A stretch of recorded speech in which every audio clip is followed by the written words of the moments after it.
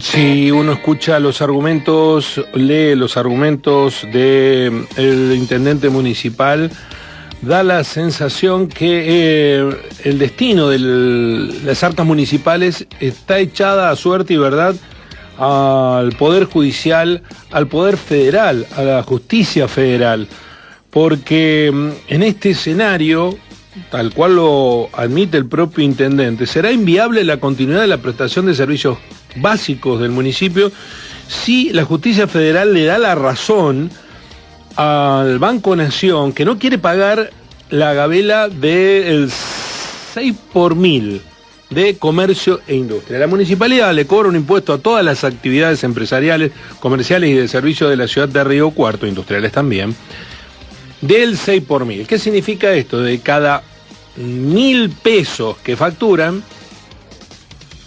le cobra el 6%.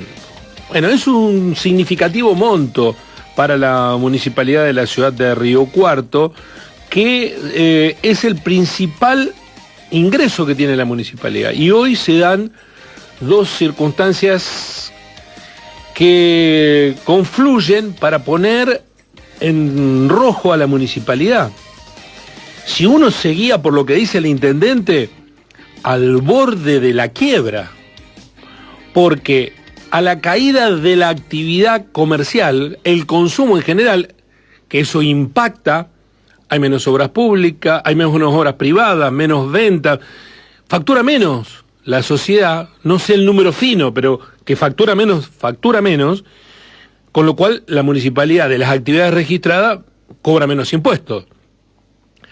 Ahora, la decisión del Banco Nación de no pagar más comercio e industria, decir no lo vamos a pagar más, e ir a la justicia para no pagarlo, agrava y profundiza aún más el problema.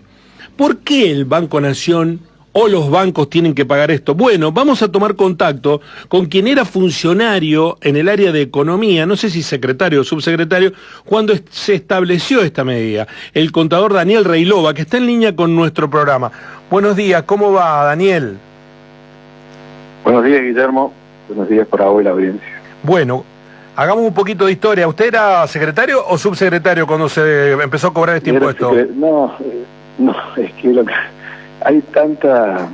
Te digo sinceramente, no conozco los pormenores de los planteos, está bien, te soy franco, porque no he tenido acceso a eso. Sí. Sí he escuchado por los canales periodísticos y demás, y primero que respeto totalmente la impresión, la opinión y la responsabilidad del intendente cuando dice una situación de esa, porque Guillermo lo conozco hace muchos años, fuimos funcionarios jóvenes, te diría, por allá por el 2000, y tiene muy claro lo que es la municipalidad en todos sus aspectos. Entonces, sin duda que los dichos del intendente están acorde con la situación, que es una situación muy delicada, más aún teniendo en cuenta de que de mucha parte de este tiempo todos los municipios en general han ido recibiendo responsabilidades y actividades que correspondían a otros ámbitos, trasladadas a los ámbitos municipales, pero sin la correlativa, te diría, acompañamiento monetario, ¿está bien? O sea, le fueron descentralizando a los municipios determinadas responsabilidades que no eran acorde a la función municipal, pero sin plata. Entonces, sin duda que la situación de este tema y de otros más es preocupante.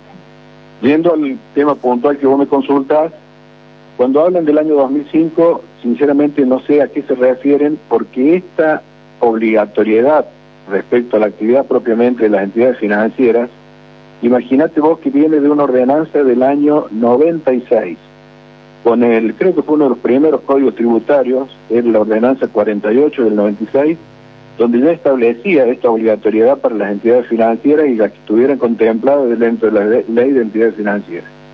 O sea, no sé a qué se refieren cuando hablan del año 2005. Sí puede haber sido alguna modificación en la alícuota que se da habitualmente cuando se mandan los presupuestos o cuando se actualizan las ordenanzas tarifarias de manera anual, puede que se refiera a eso. La verdad que no tengo los pormenores por qué hacen referencia a ese año en particular, ¿está bien?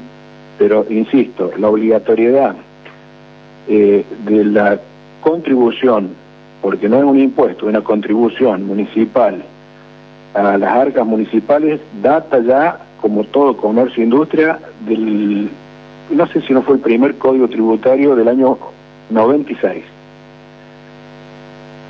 96, bueno... 48 del 90, después te lo voy a pasar a la ordenanza. Está bien, o sea que es anterior al 2005. Pero ¿con qué fundamento se cobra este impuesto? Porque yo recuerdo que hubo fallos judiciales adversos cuando el intendente Rins intentó cobrarle un impuesto de características similares, el impuesto a la valija, que se llamaba...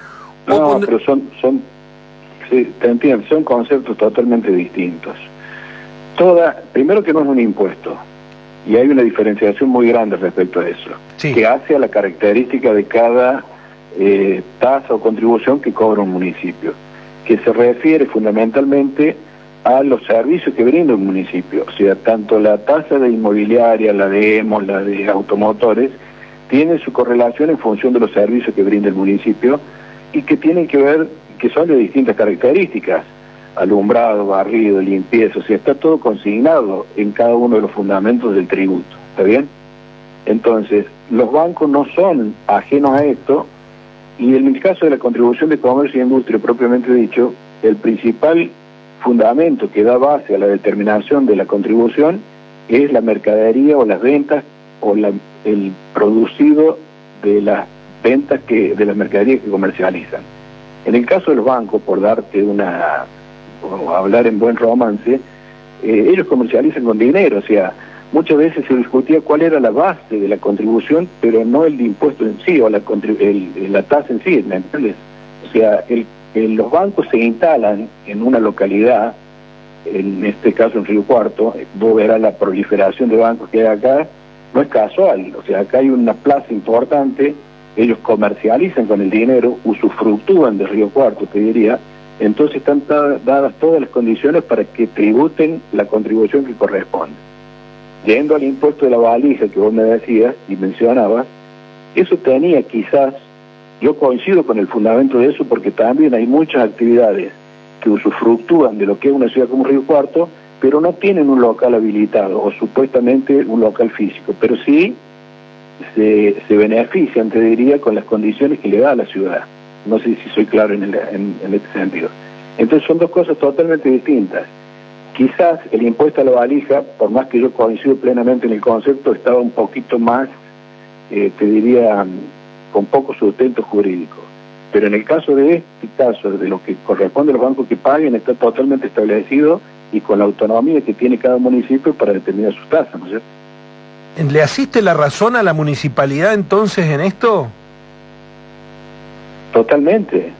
No solamente eso, sino que vos sabés que yo lo estuve pensando y es como que te diría que hasta que escapa a las explicaciones técnicas que uno pueda dar o a los criterios que uno pueda fijar respecto a este tema.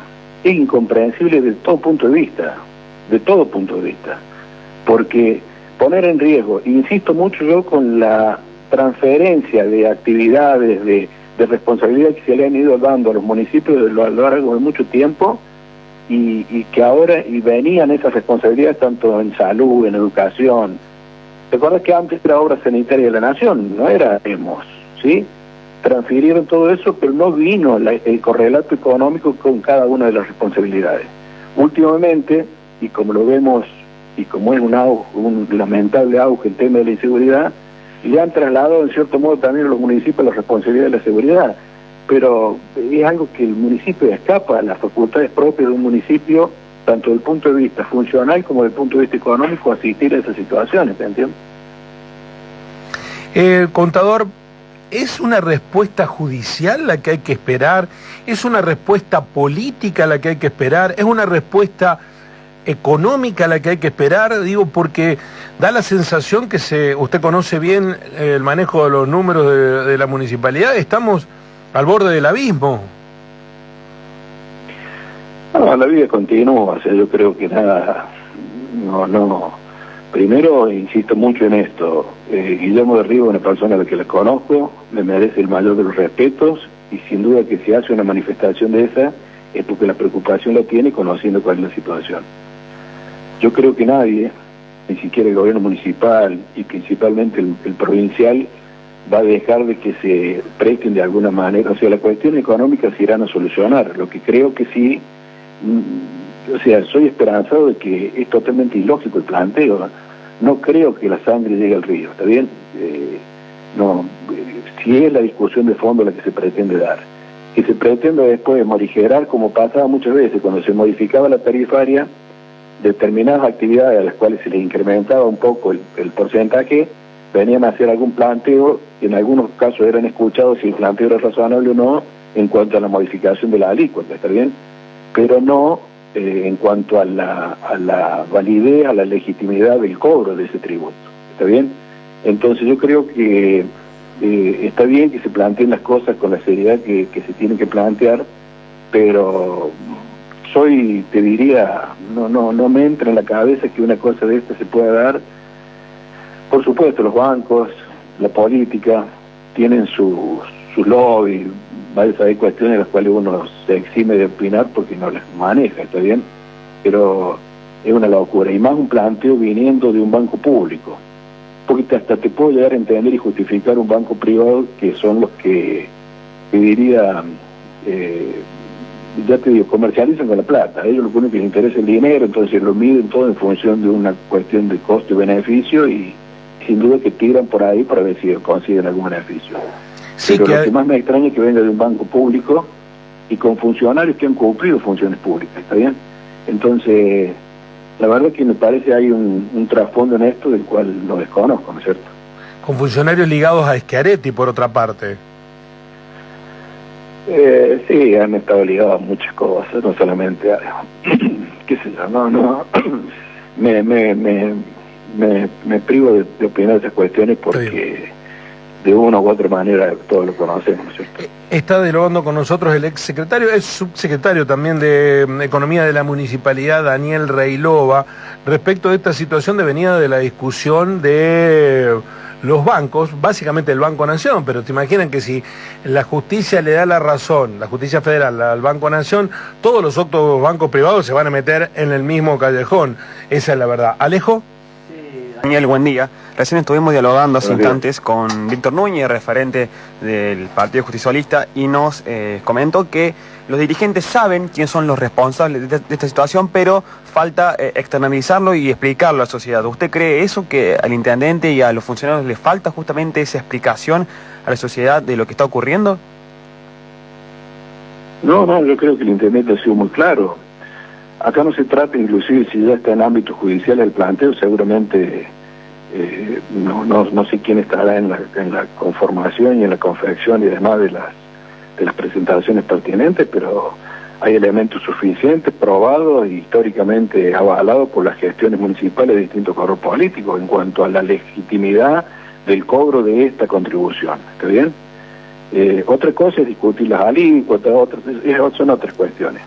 Inclusive es más, te diría, si el planteo es hasta, porque muchos, viste cómo son, las presentaciones legales le meten cualquier piripipi, hasta te estoy hablando de que puede estar o cuestionada la legitimidad de parte de los municipios de cobrar un tributo, y no es así, porque el municipio presta un servicio, o sea, está todo, o sea, no hay un código tributario por casualidad, o sea, eso pasa por un consejo deliberante, hay municipios que en su gran parte han crecido lo suficiente, y cuando lográs el rango de ciudad, vos ya tenés la autonomía y la autarquía suficiente como para definir vos tu forma y tu estructura, tanto legal como tributaria.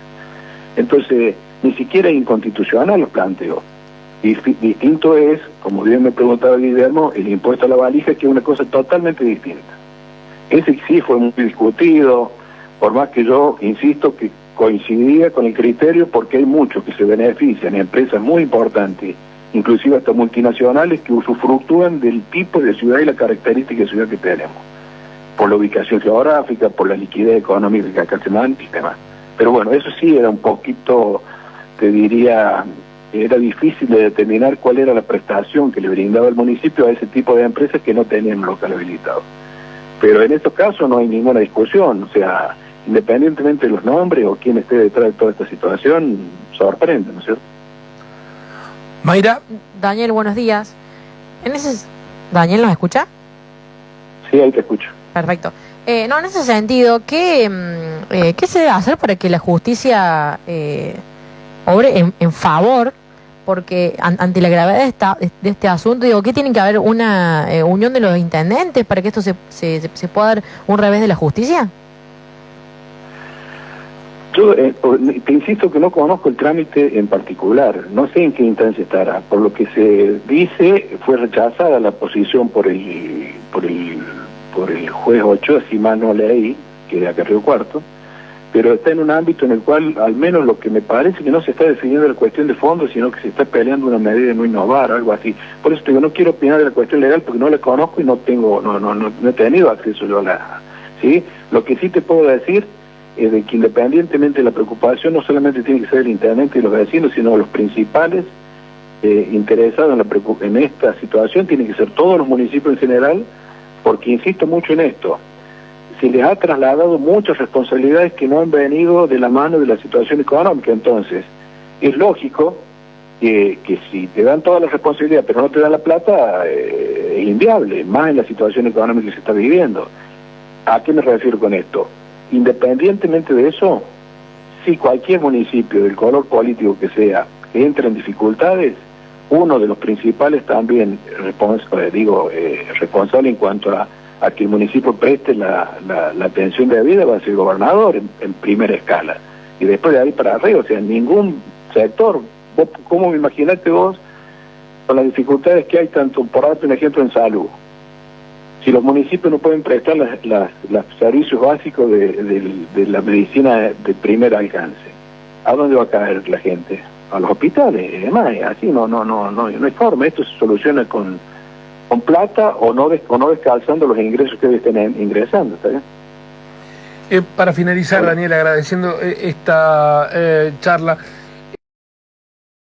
en este caso, porque se lo deben estar planteando también en la municipalidad, que el Poder Judicial a favor del Banco Nación, ¿cómo se reconstruye la matriz recaudatoria de Río Cuarto? Ya agotó un impuestazo que se dio a comienzo de año bajo el concepto de sinceramiento, ¿no?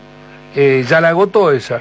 ¿Es posible hacer viable la continuidad de un municipio sin esa recaudación? Porque si le dan la razón al Banco Nación, van a ir los otros bancos y después van a ir otras actividades. Y bueno, ¿para qué me lo cobran a mí si no se lo cobran a los bancos?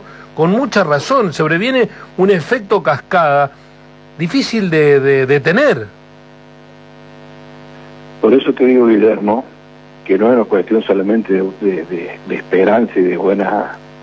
yo entiendo que la sangre no va a llegar al río, porque vos bien mencionás, y el intendente creo que ha sido muy claro cuando lo ha manifestado, la gravedad de la situación. Por eso también te insisto de que por más explicaciones técnicas que uno dé, hay otro trasfondo en esto, y lo que sorprende es que sea con gente que no son ningunos improvisados, saben y dimensionan cuáles son las consecuencias de determinados planteos, ¿está bien?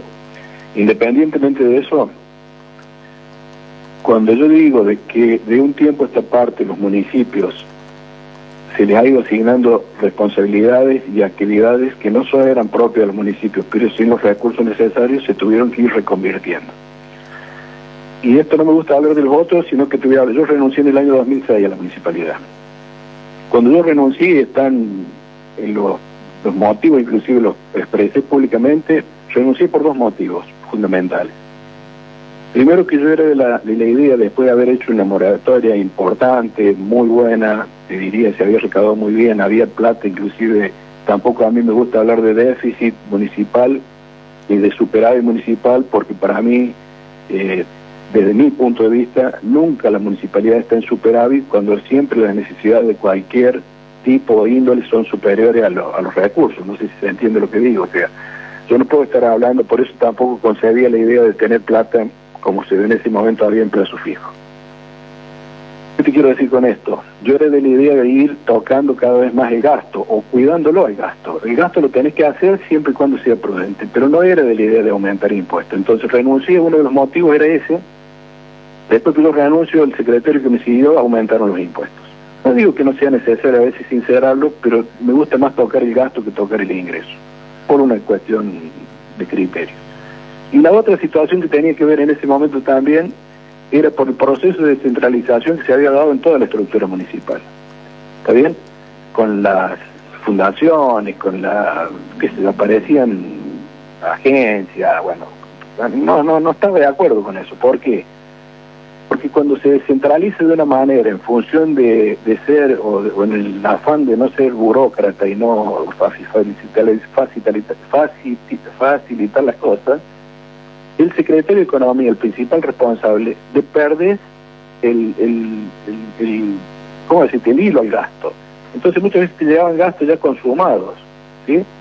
Si vos me decís ahora, en determinadas situaciones, lo que se está viviendo, por ahí puedo parecer un antiguo, pero yo volvería al esquema anterior. O sea, sacaría las fundaciones, eliminaría todo, y que todo pase por economía, centralizado el gasto, sin dejar de cumplir con los objetivos y con las estrategias, pero de otra manera.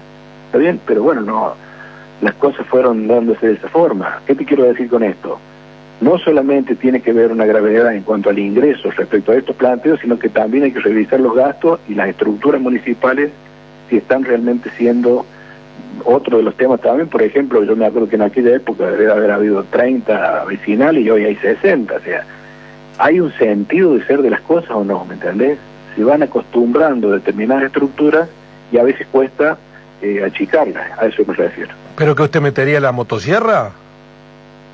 Yo reestructuraría porque si no, así no lo vas a controlar nunca el gasto. ¿Está bien? Guarda que hay cuestiones que yo te diría en un 90% no comparto el gobierno nacional, pero hay un 10% de algunas cuestiones propias y de que hay un gasto improductivo, no tengo ninguna duda, en todos los estamentos. Ahora, perdón, contador, este problema no lo teníamos cuando la economía estaba dinamizada, había recaudación, con eso le alcanzaba a la municipalidad. Este problema es porque... Pero es como en tu caso, Guillermo.